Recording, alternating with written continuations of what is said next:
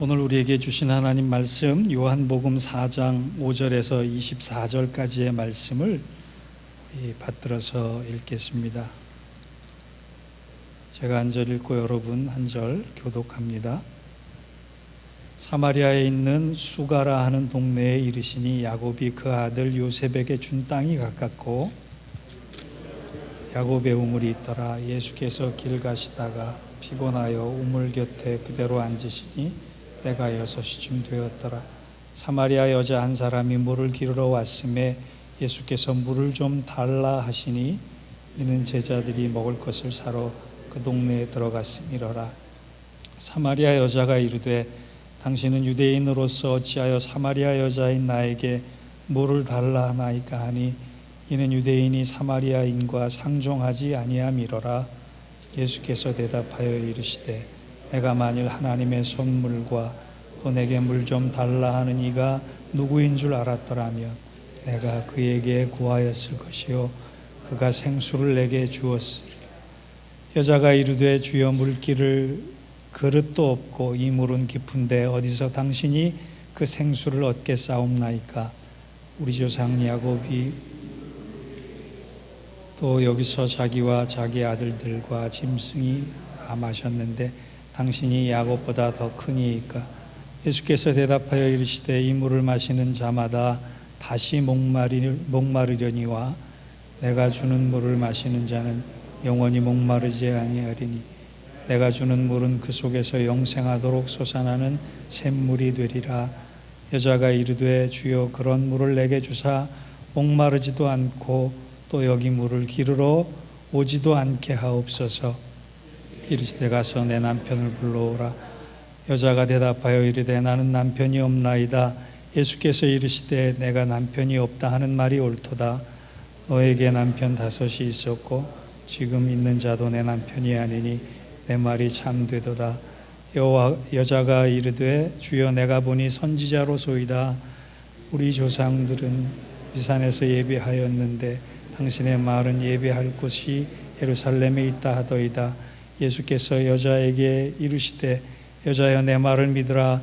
이 산에서도 말고 예루살렘에서도 말고 너희가 아버지께 예배할 때가 이르리라.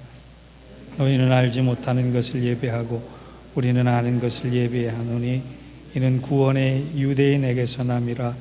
아버지께 참되게 예배하는 자들은 영과 진리로 예배할 때가 오나니 곧 이때라. 아버지께서는 자기에게 이렇게 예배하는 자들을 찾으시느니라. 하나님은 영이시니 예배하는 자가 영과 진리로 예배할지라. 아멘. 이는 하나님 말씀입니다. 우리가 마스크를 쓰면서 이렇게 대화 나누기가 되게 불편한 점이 한두 가지가 아닙니다. 그냥 마스크 때문에라도 한번 좀 참지 그렇게 됩니다. 집에서도 마찬가지인데요. 여러분 집에서 대화를 얼마나 나누시는지 모르겠습니다. 예수님께서는 사람들과 대화를 나누시기를 참 좋아하셨습니다. 요한복음 3장의 주제도 니고데모와의 대화고 요한복음 4장도 오늘 한 사마리아 여인과의 대화로 시작이 됩니다. 그런데 예수님 대화의 특징이 있어요. 우리가 좀 본받아야 합니다. 예수님께서 대화하실 때 예수님의 대화의 모습을 보면 우선 첫째로 상대방을 존중해 줍니다. 두 번째로 상대방의 이야기에 공감해 줍니다. 그리고 상대방의 이야기를 경청해 주십니다. 존중, 공감, 경청. 아주 올바른 대화법이고 아주 좋은 대화법입니다. 우리 교회도 비록 마스크를 썼을지라도 삶의 이야기를 나누고 믿음의 이야기를 나누면서 존중, 공감, 경청이라는 좋은 대화들이 많이 오고 가는 그런 사랑이 많은 대화가 많은 교회가 되기를 주의 이름으로 부탁합니다. 오늘 본문은 예수님께서 예루살렘에서 이제 북부 갈릴리로 가시는 길에 사마리아를 통과하기 위해서 걸어가시는 장면으로 시작이 됩니다. 이 길이 굉장히 피곤한 길이에요. 사막을 걸어야 하고 시간은 비록 좀 짧게 걸릴지 몰라도 유대인들이 터부시하는 곳을 걸어가기 때문에 심리적인 압박도 있었을 것입니다. 그 길이 얼마나 몹시 피곤했는지 6절에 보면 예수님께서 피곤해서 앉으셨다라고 할 정도의 표현을 씁니다. 성경에 보면 이 표현이 잘 안 나와요. 예수님께서 피곤하셔서 앉으셨다라고 하는 표현이 여기밖에 없어요. 그 길이 몹시 고되고 피곤한 길임을 얘기하는 겁니다. 그런데 이 피곤하고 힘든 길을 굳이 걸어가시면서 한 여인을 찾아 대화를 나누십니다.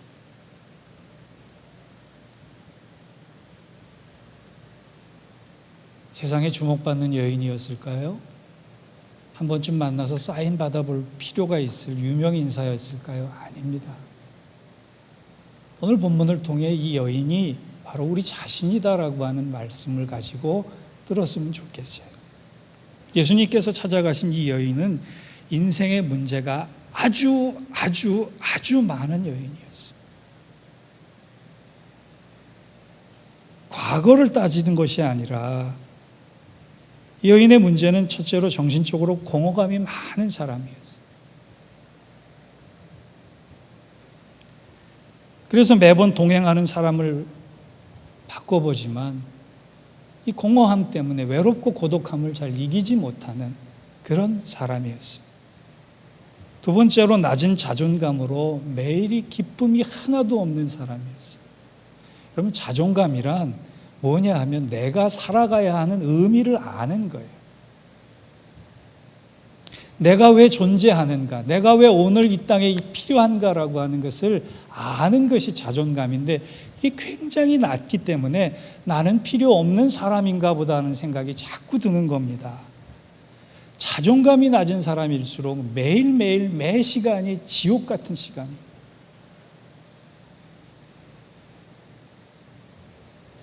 또 세 번째로 보면 영적 고통을 가진 사람인데 영적 고통이라는 것이 가책, 후회, 회환, 불안, 날마다 몸과 마음이 편하지 않은 겁니다.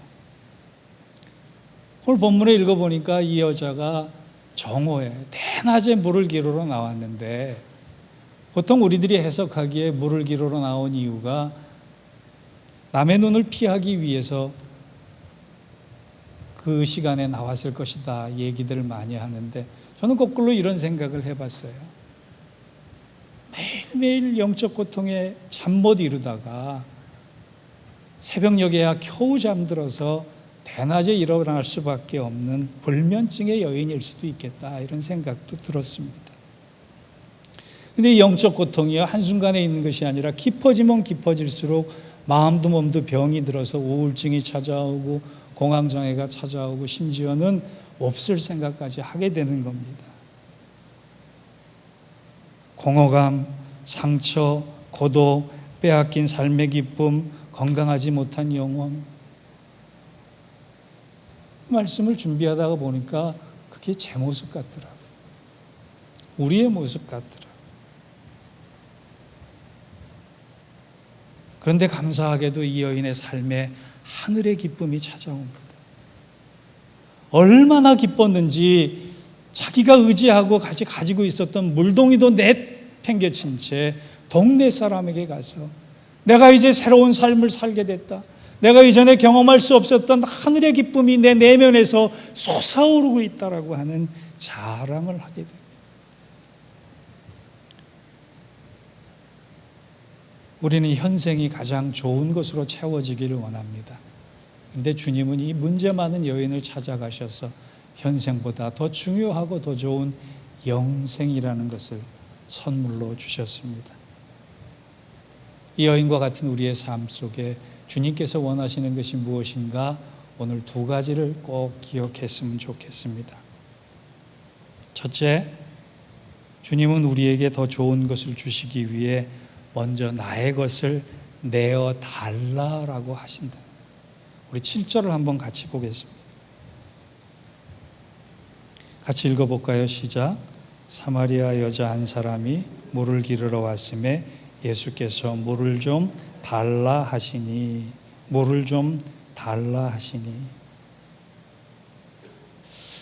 왜 예수님께서 피곤했는데 물을 달라 하셨을까? 당연히 목이 마르셨기 때문이라고 생각할 수 있는데 성경을 묵상하다 보면 그 이유가 전부가 아니었을 것 같아요. 왜냐하면 이 이야기의 후반부를 읽어갈수록 제자들이 마을에서 양식을 구해왔기 때문에 그래요. 예수님이 배고프시고 목마르셨다면 제자들을 통해 충분히 해결하실 수 있는 상황임에도 불구하고 이 여자에게 물을 달라 그랬어요. 예수님은 물을 달라 하셔서 하신 것은 물이 필요해서라기보다는 이 여인에게 더 좋은 것이 있음을 알려주기 위해서, 베풀어 주시기 위해서 그랬음을 분명히 알 수 있습니다. 10절이 그걸 증명합니다. 10절을 같이 읽겠습니다. 시작. 예수께서 대답하여 이르시되 내가 만일 하나님의 선물과 또 내게 물을 좀 달라 하는 이가 누구인 줄 알았다면 내가 그에게 구하였을 것이요 그가 생수를 내게 주었으리라. 우리 주님 하시는 방식이요 항상 이렇습니다.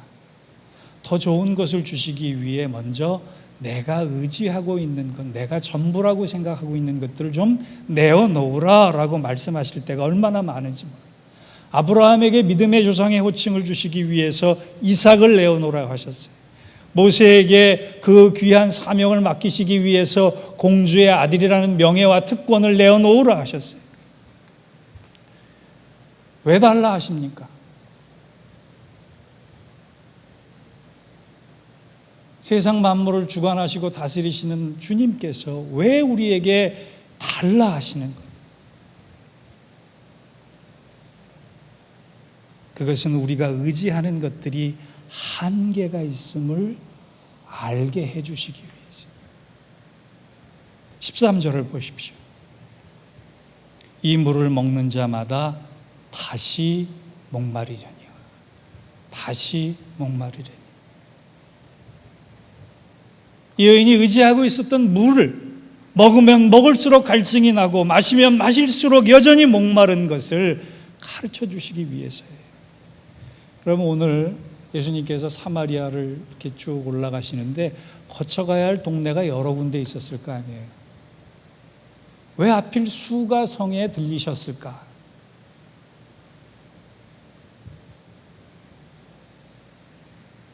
왜 많은 지역 중에 수가성을 골라 그 여인을 만나셨을까요? 창세기 38장과 48장을 보면 이 수가라는 동네가 무슨 동네냐 하면 야곱이 돈을 주고 산 동네예요. 나중엔 이방 민족에게 뺏기지 않기 위해서 칼과 활로 빼앗은 땅이라고 기록되어 있어요. 수가성은 돈으로 산 땅이고 힘으로 얻은 땅이라는 거예요. 예수님께서 수가성에 들리셔야만 했던 이유는 돈과 힘으로 만든 곳에는 항상 목마를 수밖에 없다라고 하는 것을 우리에게 알려주시는 거예요. 여러분, 더군다나 이 여인이 물을 들어온 곳은 야곱의 우물이네요. 여러분, 한국에 가면 약수터 있잖아요. 약효가 있다, 효염이 있다, 뭐 좋은 물이 나온다 그러면 사람이 얼마나 길게 줄을 섰는지 몰라요. 특별한 우물, 여인이 고백했듯이 이 우물은 야곱의 우물, 조상 대대로 내려온 우물. 그래서 이 우물에서 먹는 사람은 뭔가 특별한 효염을 얻을 수 있고 자랑거리가 될 수 있는 이 우물. 그런데 돈으로 산 곳에, 힘으로 뺏은 곳에, 특별한 명예가 있는 곳에 주님은 찾아가셔서 이 여인에게 선포하십니다. 너가 이제껏 의지하는 것들로부터 거듭나지 않는 한 너의 인생은 희망이 없다. 그런데 그냥 뺏기만 하셨을까요? 아니에요. 더 좋은 것을 주시기 위해서 달라 하신 거예요. 그럼 내려놓음이라는 책을 한두 번은 읽어보셨을 거라고 생각을 합니다. 이 내려놓음의 저자 이용규 선교사가 열심을 가지고 선교 활동을 하는데 하버드를 대를 나왔고 몽골 선교사로 갔고 지금은 순회 선교사가 됐습니다만 그의 책을 읽어보면 자기가 인생에 하나님과 동행하는 시간에 확실한 배운 진리 하나는 가장 좋은 것을 붙들기 위해 내려놓을 때 신기하게도 주님께서는 더 좋은 것으로 항상 채워가셨다라고.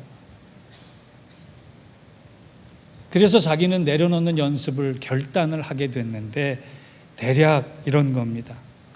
하나님의 때를 기다리며 미래의 계획을 내려놓겠다. 텅 빈 물질의 창고까지 하나님께 내려놓겠다. 생명과 안전에 대한 염려마저 내려놓겠다. 결과를 예상하는 경험과 지식을 내려놓겠다. 죄와 판단의 짐을 내려놓겠다. 명예와 인정받기의 욕구를 내려놓겠다. 사역의 열매를 내려놓겠다. 이렇게 내려놓고 나니까 자기에게 있는 기득권들이 얼마나 쓸모없는 것이고 자기가 목숨처럼 붙들고 있던 것들이 얼마나 부질없는 것이고 그런 것들로 인해 채워지지 않는 행복이 주님 때문에 채워지고 주님 사랑 때문에 채워지고 주님 손길 때문에 채워짐을 경험하게 될 때 자기는 세상에 둘도 없이 행복한 사람이다 이렇게 고백을 합니다. 여러분 제가 늘 말씀드리지만 믿음은 더하기 이전에 빼기입니다. 뺄 때 드릴 때 더 좋은 것들로 채워지는 것이 믿음의 방식이에요. 저는 설교 준비하면서 나는 무엇을 내려놓을 수 있을까 하나님 앞에. 하나님 나에게 지금 무엇을 달라고 하실까?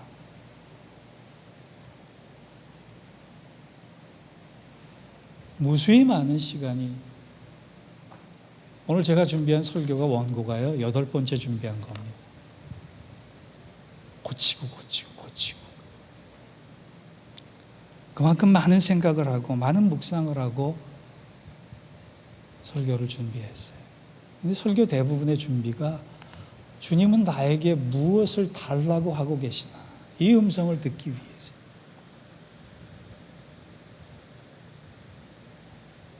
시간이 되면 언젠가 그런 것들을 나눌 기회가 있겠지만 묵상하면 묵상할수록 내린 결론은 딱 한 가지입니다.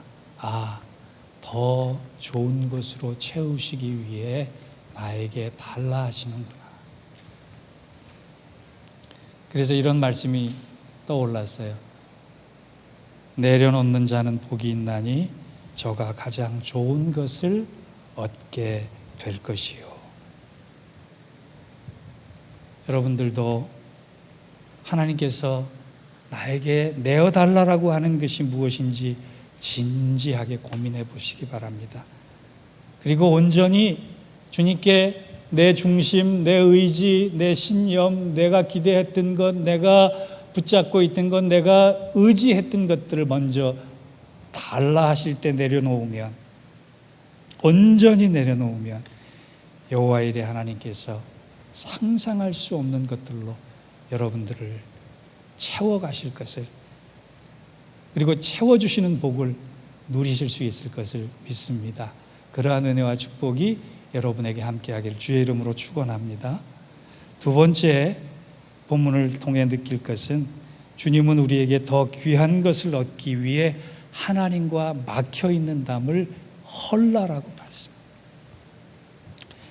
20절을 보면 우리 조상들은 이 산에서 예배하였는데 당신들의 말은 예배할 곳이 예루살렘에 있다 하더이다. 이런 말씀으로 시작을 해요. 여자가 뜬금없이 갑자기 주님과 남편에 대한 주제로 이야기를 하다가 예배로 전환을 합니다. 남편 이야기에 대해서는 지난번에 한번 설교를 했기 때문에 갑자기 이 여인이 왜 예배에 대한 이야기를 했을까요? 주님으로부터 자기의 모든 문제가 해결됨을 깨닫고 이 여인이 가장 먼저 하고 싶었던 것이 예배가 되었기 때문에 이전까지는 예배를 드렸는데 무언가 답답하고 막혀 있고 예배가 아닌 것 같았고 무거운 예배였는데 주님 만나고 나니까, 주님을 통해 해결하고 나니까 가장 먼저 인생에서 하고 싶은 게 참된 예배였대요. 여러분, 우리 3, 4개월 동안 얼마나 예배를 그리워했어요.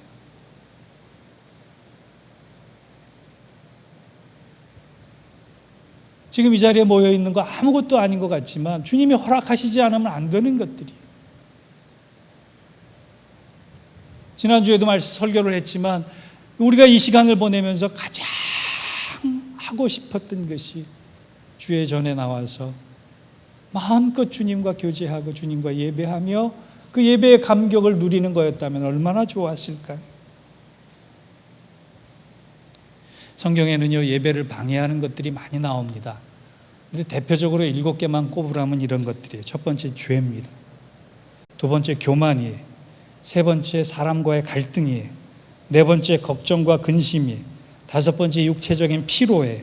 여섯 번째, 향락이에요. 일곱 번째, 사탄의 방해예요.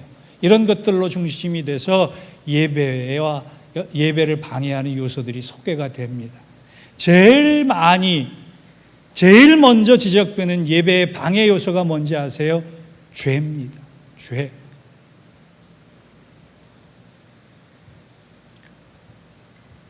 우상숭배. 여러분, 죄가 왜 나쁘냐 하면 윤리적으로 도덕적으로 지탄받아야 할 대상이 때문이 아니라 그 죄가 하나님과 나와의 벽이 되기 때문이에요. 저는 교회에 문이 닫혀 있었을 때 이런 생각을 했었습니다. 왜 이 넓고 넓은 미국에서 하나님이 좁고 좁은 방 안에만 우리를 가두어두실까? 그러다가 이런 생각에까지 미쳤습니다. 혹시 그동안 우리가 드렸던 예배를 기뻐하지 않으셔서 더 이상 받지 않기 위해서 잠시 동안 휴가를 주신 건 아닌가? 그러다가 문득 아모스 5장 21절에서 24절이 떠올랐습니다. 내가 너희 절기를 미워하며 멸시하며 너희 성회들을 기뻐하지 아니하나니 너희가 내게 번제나 소제를 드릴지라도 내가 받지 아니할 것이요 너희 살찐 희생의 화목제도 내가 돌아보지 아니하리라. 내 노래 소리를 내 앞에서 그칠지어다. 내 비파 소리도 내가 듣지 아니하리로다. 오직 공법을 물같이 정의를 하수같이 흘릴지로다. 여러분, 저는요, 예배당에 모여서 예배를 드려야지만 이게 진짜 예배고 예수님 기뻐 받으신다, 그렇게 예배의 회복을 외치는 그런 목사는 아닙니다. 장소보다 중요한 건 성소라는 거예요. 장소가 비록 여기가 아닐지라도 우리가 앉아있는 곳, 우리가 머무는 곳, 우리가 일하는 곳, 우리가 가기를 원하는 곳이 성소가 된다면 그 예배에 기뻐 받으시리라고 여깁니다. 아담과 하와가 에덴을 잃고 제일 먼저 쫓겨나서 그나마 다행스럽게 드린 것이 예배예요. 야곱이 형을 속이고 죄를 지은 다음에 하란으로 도망가면서 루스에서 하나님을 만나 그곳에서 예배를 드리다가 그곳을 베델로 삼았어요.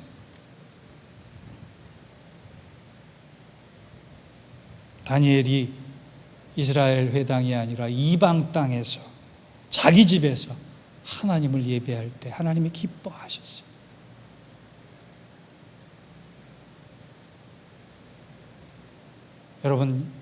여러분이 살고 있는 현장이 성소가 되길 축원합니다. 그러려면은요, 장소가 중요한 것이 아니라 성소가 되기 위해선 하나님과 나 사이를 가로막는 이 두터운 죄라는 벽이 깨져야만 하는 거예요. 우리의 삶의 현장이 성소가 되기 위해서 두 가지를 꼭 해야 합니다. 하나는 그동안 우리가 드렸던 우리의 예배를 돌아보고 반성하는 거예요. 요한복음 8장에 가늠한 여인을 향해 사람들이 돌로 치라는 장면을 장면이 나오는데 그때 예수님께서 하신 말씀이 있어요. 너희 중에 죄 없는 자가 돌로 치라. 그때 사람들이 돌을 내려놓고 슬금슬금 다 빠져나갔다고 성경은 기록하거든요.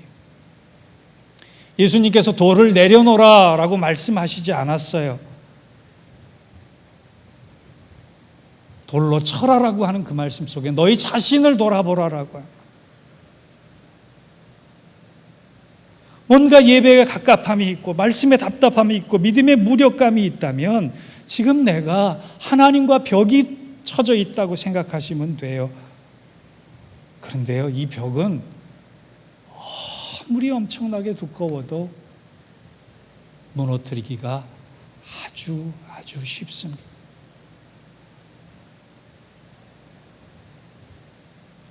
하나님과 나 사이를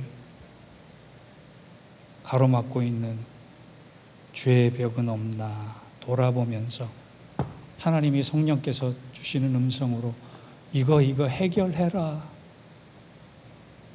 이걸 해결하지 않으면 은혜 못 받는다. 깨닫게 해주시는 그 순간에 주님 앞에 고백하시면 돼요. 인정하시면 돼요. 그 순간에 그 벽은 쉽게 무너집니다.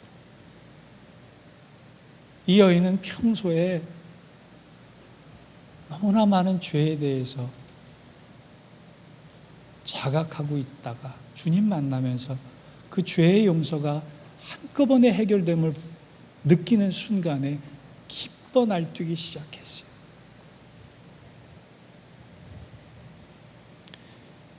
저와 여러분이 예배에 간절함을 소망하면서 지금 하나님과 나 사이에 벽이 되고 있는 것이 무엇인가를 찾고 인정하고 고백할 때 놀라운 은혜가 우리의 심령을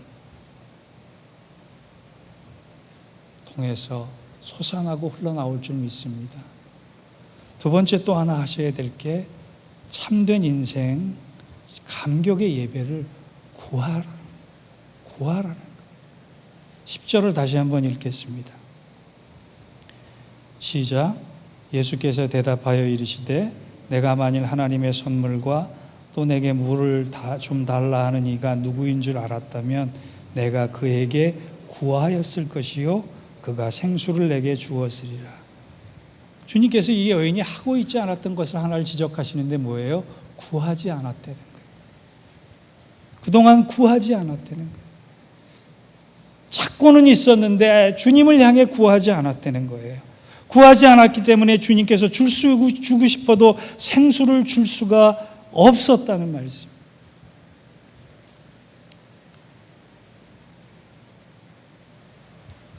우리의 예배와 기도의 가장 큰 걸림돌은요, 하나님 앞에 여전히 내려놓지 못한 우리의 자존심, 목사로서의 자존심, 직분자로서의 자존심. 어쩌면 쉬운 일 같은데 하나님 앞에서 내 자존심을 꺾는 일을 우리는 너무나 어려워합니다. 그래서 주님 나를 불쌍히 여겨달라고 하는 기도조차 못하는 거예요. 사랑하는 성도 여러분, 이 여자가 뛰어가서 와 보라. 그동안 담을 쌓고 사람과 담을 쌓고 주님과 담을 쌓아서 세상에 운둔했던 이 여인이 인생의 모든 문제가 둘러싸서 자기 머리 하나 건사할 정도로 힘든 삶을 살았던 이 여인이 다 벗어 던져버리고 뛰어나가서 와보라 내가 주님을 만났다. 내 인생이 달라졌고 내 안에는 샘솟는 기쁨이 생겼다. 삶의 현장이 예배, 기쁨의 예배가 되었던 것처럼 우리 그동안의 시간을 돌아보고 참된 예배를 구하면서 주님께서 주시는 이 벅찬 기쁨과 감격을 누리실 수 있는 저와 여러분, 그래서 살아가는 시간이 샘솟듯 풍성한 하늘의 기쁨으로 충만하는 우리 믿음의 교회 되기를 주의 이름으로 축원합니다. 우리 함께 우리 찬양 하나 부르고 기도했으면 좋겠어요. 주는 평화라고 하는 찬양 부르면서 한 두 번 부르고 잠시 기도하고 말씀을 마치겠습니다.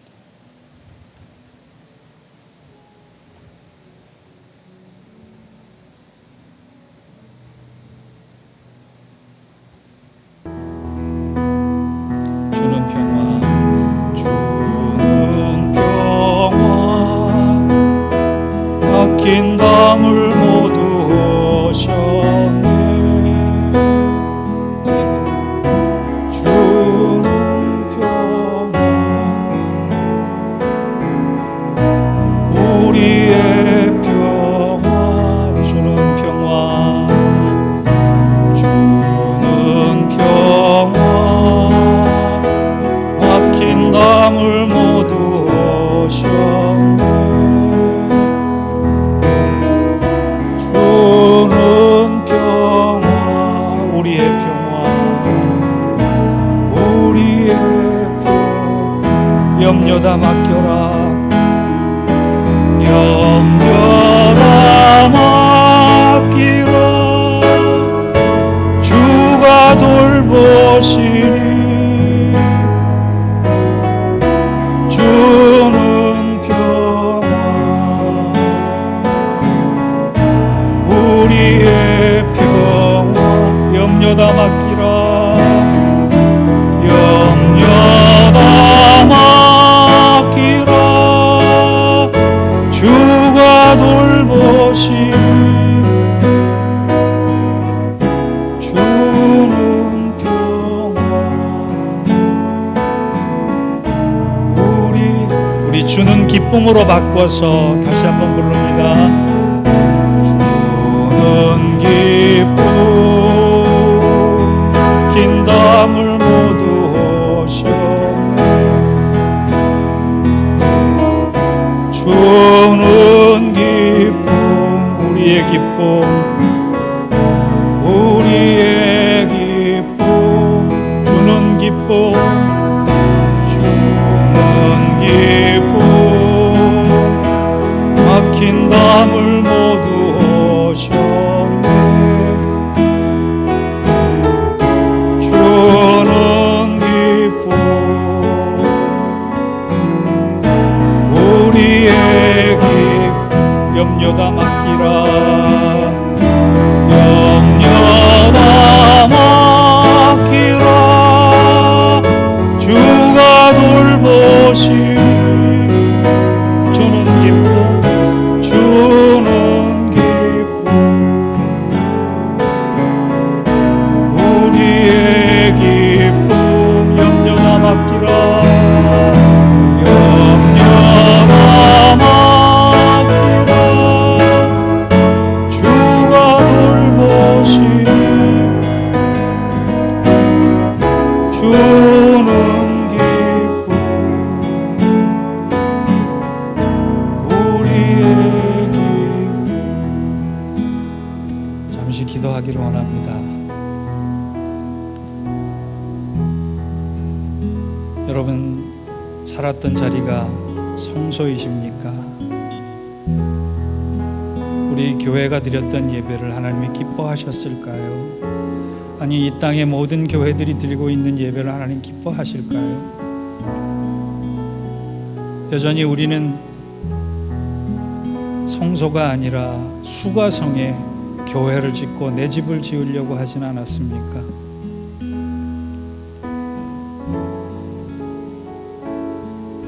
주님이 나에게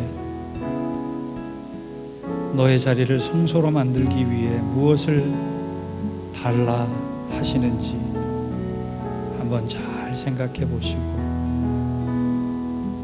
주님, 내 고집, 내 불신, 주님보다 더 중요하게 생각하는 우상들, 염려와 근심 때문에 주께서 역사하심을 보지도 못하는 연약한 믿음 다 내려놓고 구하겠습니다. 내 삶이 참된 예배가 되기를 구하겠습니다. 내가 내려놓을 때 주께서도 온전히 기쁜 하늘의 기쁨으로 채워주실 걸 믿사오니 그렇게 하겠습니다. 한 2분 정도 여러분 자신의 믿음과 또 여러분의 삶의 자리가 성소가 되기 위해서 잠시 기도하고 제가 마무리하겠습니다. 하나님 아버지, 내려놓을 것이 너무나 많은데 나는 그거 내려놓지 못하고 무겁다고 아프다고 힘들다고만 주님 앞에 불평하고 원망했던 적이 얼마나 많은지 모릅니다. 내가 근심거리를 붙잡고 있으면서 왜 나에겐 평화가 없는지, 주님 왜 나에게 평화 주시지 않는지,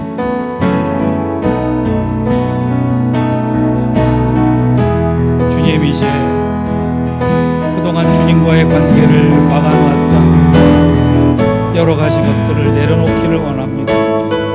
그것이 염려이든 그것이 물질이든 그것이 고집이든 그것이 불신앙이든 내려놓기를 원합니다. 그래서 내 삶의 자리가 어디 있든지 성소가 되기를 원하고 하나님 기뻐 받으시는 삶의 제사가 되기를 원하고, 그럴 때마다 형용할 수 없이 샘솟는 하늘의 기쁨을 누리는 주의 자녀 되겠습니다. 주님, 그렇게 구할 터이니 그렇게 주시옵소서.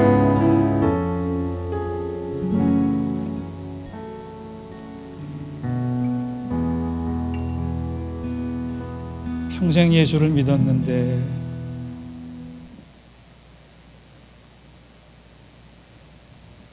내가 목사고 내가 직분자인데 왜 이렇게 무겁고 아프고 힘들기만 한지 오늘 깨닫게 해주셔서 감사합니다. 하나님과 막혀 있었기 때문이고 내 안에 있는 담을 허물지 못했기 때문에 깨닫게 해주셔서 감사합니다. 주님, 이제 내려놓고 나머지의 모든 것들은 다 주님께 맡기기를 원합니다. 뺏어가시는 것이 아니라 달라 하시니 내가 드릴 때 주께서 더 놀랍고 온전한 것으로, 이 땅의 것인 하늘의 것으로 형용할 수 없는 것으로 채워주실 걸 믿고 주님 앞에 우리가 그동안 목숨처럼 붙들고 있었던 헛된 것들을 내려놓습니다. 주님, 여호와 일의 하나님 되어 주시옵소서. 하늘의 기쁨으로 충만케 되는 우리의 삶이 되게 하시고 우리가 머무는 자리마다 삶의 성소가 되어서 삶의 제사를 이루어 하나님께 영광 돌리는 합당한 그리스도인 되게 하여 주옵소서. 예수님의 이름으로 기도하옵나이다. 아멘.